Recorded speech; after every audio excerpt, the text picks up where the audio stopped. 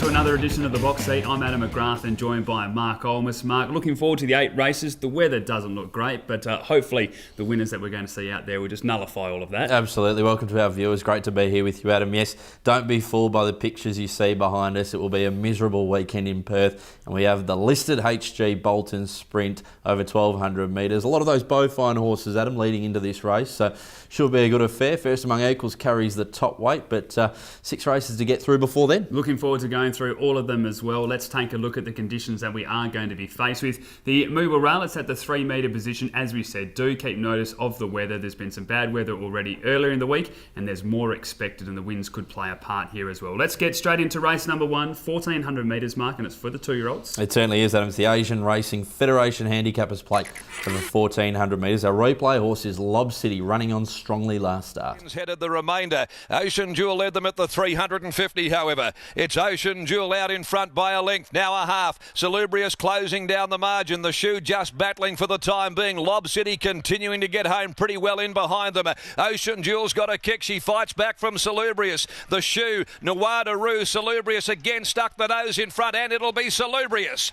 Salubrious. Yeah, good performance there by Lob City, and I think again, Mark, we saw what the key is with this horse. It just has to be ridden cold. I don't care if you draw a good barrier, if there's no speed in the race, whatever it is, this horse needs to be back, it needs to chase, and when it gets that, that's when it puts in its best performances. I think Simon Miller may have found that this horse appreciates a bit of space between runs as well. 3 weeks into this, and I think this is probably one of the weaker fields it meets. There is a first starter here, which I'm really looking forward to getting to. Snitzer Tune is out of a mare who is a half to Itza himself, very well related family, a Group 1 family. I like the recent trial. I've got this galloper on top, but look to have a lot more improvement to come by Snitzel, and as I mentioned, out of that wonderful family, but just really chased hard in the recent trial, was just winning it, but it was a really nice trial. Looking forward to seeing him improve to race day. Yeah, it was a good trial, wasn't it? I mean, breeding is there, as you mentioned. My thing was that this horse was still very green. It clearly wasn't switched on. You could see Daniel State just trying to really knuckle it down and make sure that he did know where the line was. I think he's going to be a good 3-year-old, and probably later on in the 3-year-old season a bit more, because for mine, it didn't look like there was too much left in the tank, but that is because he did a lot wrong. So if he does improve from that and goes to the race day with that improvement, well, as you said, it's not the strongest 2-year-old race you're going to see. Adam, on top for you? Number 2, Lob City from 3, Ascot Gold was scratched from Wednesday for this. 1, an Orphic, and 7, Teacher's Pet. I've got the 6 on top here, the well-bred first starter, Snitzer Tune, from number 8, Western Magic, number 3, Ascot Gold, and the 4, Uncle Con. Race number 2 at Belmont Park. It's over the 1,000 metres, a 72 plus event, and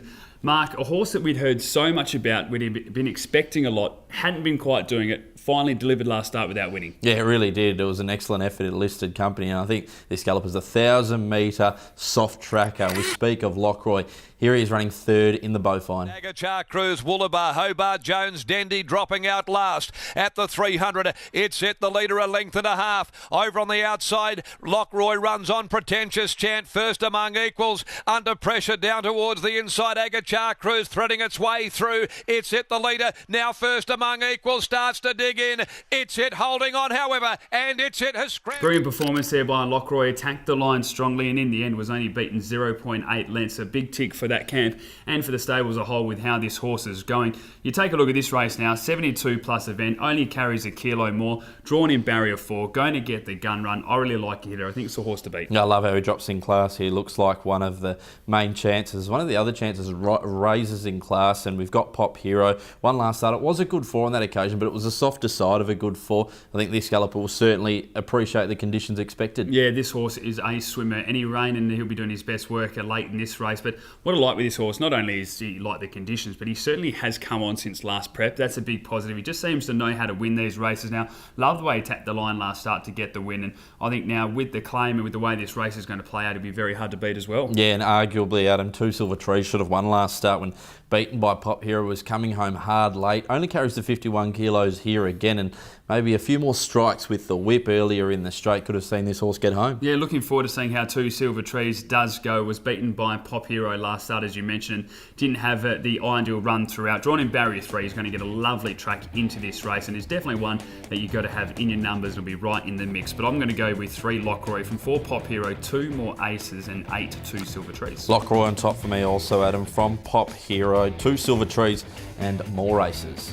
Race number 3 at Belmont Park. It's over the 2,200 metres, a 78 plus event at Mark. It's got that listed type of feel with It's a Him, Northridge, Respondent, even Rosewood Hill featuring in this. Yeah, a few on the way up, a few on the way down, and a couple out of form and a couple in form. Adam, when we speak of in form, is Rosewood Hill running second last start behind Gatting. Great though, Shintamani making her bid for victory. Races up at the 300 mark. Got about a half to 3/4 Respondent, Northridge, Rosewood Hill, and now Gatting. He's starting to wind up here for the Frenchman, and Gatting down the outside surges up, goes with Rosewood Hill with 100 left to go. It's Gatting on the outside, Rosewood Hill. He's forced to go for the whip on Gatting, but he's got his head in front. Gatting. Really good performance here by Rosewood Hill. Loved how tough she was to the line, chasing down Gatting. Down when you do the form lines, people might go, oh, you know, you lost to Gatting and then Gatting lost next start in the 3-year-old, but I think with the way the race mapped out, this was a really strong performance by Rosewood Hill that has to be respected. Her form lines prior to this have shown how good she's been going this prep. Beaten, you know, horses like My Magic Miss by 2.5 lengths. Runs behind Jatumi as well. With the 56.5 kilos, the small field, the speed by Kirov Boy, I think everything just maps out perfectly for her. Yeah, I thought Shintamani was brilliant in that replay we saw, as was Northbridge running on for third. It's a Him and Respondent are the two I speak of. I think are just out of form and maybe done for their careers. With all due respect to Connections and Fred Kersey, I think they've had enough at him. Kirov Boy returns here first up 2,200 metres, hard to have. Fontaine's War still a maiden. Harlem Moon loves the wet track. This looks to be a very easy assignment. If they've gotten one third up, I think it can improve, but Rosewood Hill looks very hard to beat. Yeah, when you have a look at her, I mean, she's clearly the best. Shintamani you can make reasons for because this horse will enjoy these type of conditions. I won't put a line through It's a Him yet. I agree with the Respondent's been out of form for a while, but I hope that it can turn its form around. The Forgotten One will play a part later on the year as we do get towards the Perth Cup, but it's Rosewood Hill for me on top. From Northridge, It's a Him and Shintamani. Yeah, Rosewood Hill for me too, Adam. From the 2, Northridge. Number 8, Shintamani, and the 7, Harlem Moon. Race number 4 at Belmont. It's a 66 plus event over the 1,300 metres, and Mark, a horse that has been inconsistent over the time. Just showed a bit of form last start. Yeah, absolutely, Adam. We saw it fall really badly 4 starts ago, and it's regaining a bit of confidence now. We saw it run a nice second last start behind Friarisk. Found them deep at the top of the straight though, and the St Jude colours leads the way at the 300 on Fath Noxious, 2 in front. Getting up on the inside, Romolo from Charlie's Joy New Time. Here comes the charge. Friarisk and also Presenter Ty, and now Royal Missile beginning to explode on the outside. Friarisk and Presenter Ty, Royal Missile running on. It's Friarisk and Presenter Ty, but too good again, Friarisk. Well, I know that you and I are pretty keen on these Friarisk form lines, so this was a really good performance by Presenter Ty. Just got into a nice position, attacked the line strongly, and was certainly a good performance. I think the 1,300 metres is going to suit. The conditions are no issue at all. Has had 2 runs on a soft track for a second and a third as well. So I think from that performance we saw, you have to respect this 4-year-old mare. There's number 7 in there, Go Dutch as well. An 8-year-old comes from Hong Kong into the Ganjimi stable. I didn't mind the recent trial. A lot to like about this galloper. He's just got a really long stride, and he's won in the soft before. I think these older horses, the heavy conditions really suit them because they can get their toe in the ground. They've been there and done that. I really like his chances here with the blinkers going on. I think he'll sharpen right up. He's one that you certainly have to keep a watch on. I don't have in my numbers, but I'll certainly be putting in the early quaddie if I'm doing that because the experience is there. Might just need that change of scenery. Seen the Ganjimis be able to do this in the past. Going to want 1,400 to 1,600 metres as well, but with that sting out of the track, this might be an ideal first up fresh assignment. And number 11, High Conviction, the 3-year-old filly by Snitzel, well bred.